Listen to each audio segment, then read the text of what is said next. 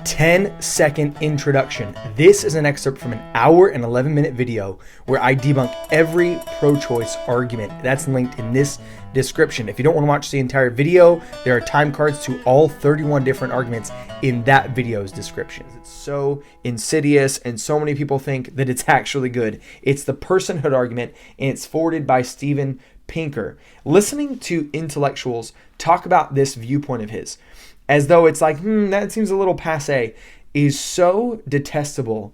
It's really it's difficult to understand how they can live with themselves. Here's what he argues. Human life does not have value simply because it is human life. Rather, human life has value because it contains, and here's the quote here, certain morally significant traits that we as humans happen to possess. Okay, now what are those traits? Let me go ahead and quote here. One such trait is having a unique sequence of experiences that defines us as an individual and connects us to other people. Other traits include an ability to reflect on ourselves as a continuous locus of consciousness, to form and to savor plans for the future, to dread death, and to express the choice not to die. But here's the rub, he says, that our neonates don't possess these traits any more than a simple mouse does. Therefore, he's saying abortion and even neonatal infanticide, the killing of really, really, really little babies, should not be put on the same level of morally unconscionable behavior as actual murder does. You have to understand, this is a full-on assault of the first premise. He is saying that it is not always wrong to kill innocent humans. If that is not a reductio ad absurdum, before we even try to attack it, again, just to say it clearly, he's saying it is not always wrong to kill innocent humans. You have to be able to look at something like that and say, it doesn't matter how many impressive words you put next to it. It doesn't matter how much philosophy you attach to it. I'm a huge fan of philosophy. I'm a huge fan of huge words. At a certain point, you have talked yourself into evil, and you need to grapple with that. He is saying that because they don't think of themselves, because they can't savor life, because they can't refuse death as best they can, then they don't deserve life.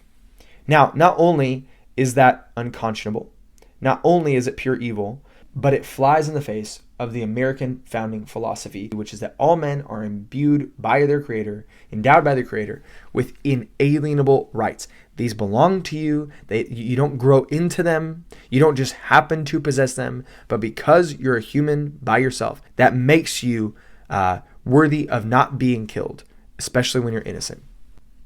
Just to put a super fine point on it, whenever you make those certain traits the linchpin for moral value, then you have immediately called into question not just the rights of, say, infants, but even the rights of toddlers, certainly the rights of people who have mental disabilities and people who have suffered severe car accidents.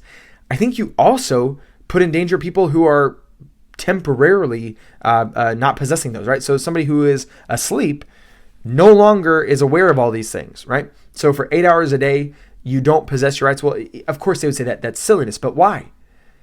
If the possession of those traits is what gives you your value, then at any moment you don't possess those traits, you no longer have that value.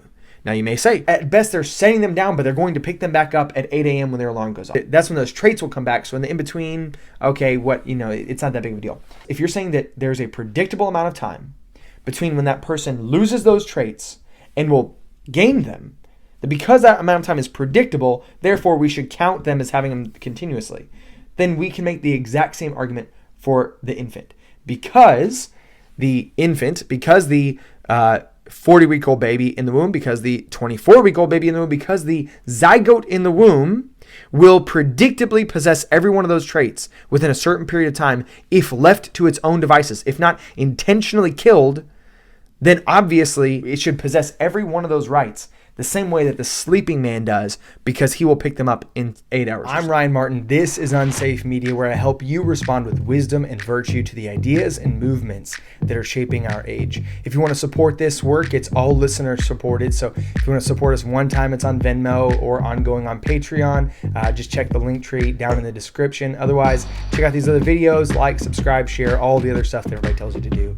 I'll see you next time.